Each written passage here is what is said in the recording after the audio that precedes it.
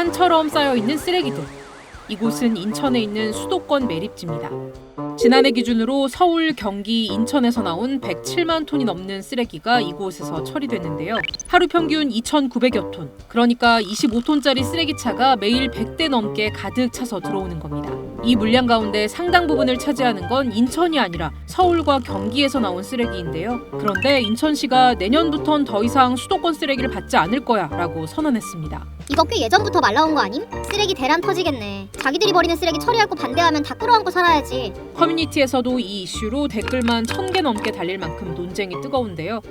이거 쓰레기 대란이 현실화되는 걸까요?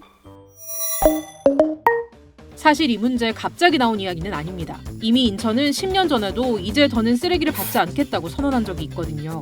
그때도 서울과 경기는 조금만 더 유예해달라며 버텼고 결국 매립지 사용은 지금까지 계속 연장돼 왔습니다.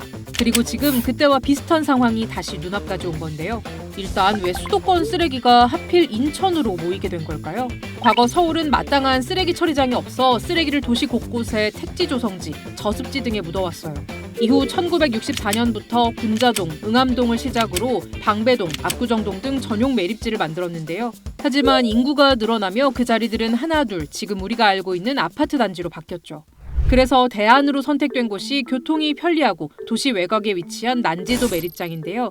이곳에는 서울의 쓰레기뿐만 아니라 경기 북부 등 인근의 쓰레기도 같이 처리됐어요. 그만큼 빠르게 포화 상태에 이르렀고 결국 난지도는 높이 90m짜리 거대한 2개의 쓰레기산만 남기게 됩니다. 더 이상 쓰레기를 묻을 곳이 없어지자 서울시는 도시 밖으로 눈을 돌리게 되는데요. 그렇게 검토된 곳이 지금의 인천 수도권 매립지입니다. 당연히 왜 서울 쓰레기를 다른 지역에 떠넘기느냐는 반발이 거셌는데요. 당시 정부는 주민들에게 환경 모니터링 및 보상 지원 등을 약속하고 서울, 경기, 인천에서 나오는 쓰레기를 함께 처리하는 수도권 매립지를 만들게 됩니다. 조성 당시만 해도 2016년이면 매립지가 꽉 차 더 이상 사용할 수 없는 것으로 추산돼 그 시점에 사용 종료할 계획이었는데요. 하지만 서울시, 경기도부터 환경부까지 기간 연장을 요구했고 결국 종료 시점은 한 차례 미뤄졌습니다. 그러니까 인천으로서는 30년 넘게 수도권 전체 쓰레기를 떠안으면서 악취, 소음, 분진 등의 피해를 겪어왔기 때문에 이제는 더 이상의 연장은 없어 하고 선을 긋고 나선 거죠. 여기에 더해 당장 내년부터 수도권에서는 쓰레기를 바로 땅에 묻는 이른바 직매립이 금지되는데요. 폐기물 관리법에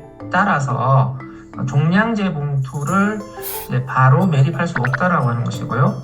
간접 매립은 허용이 되는 거잖아요.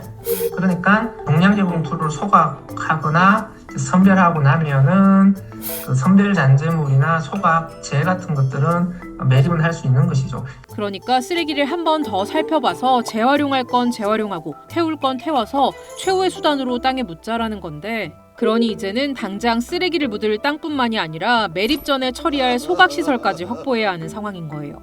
그렇다면 서울과 경기는 지금까지 아무런 대안을 세우지 않았던 걸까요?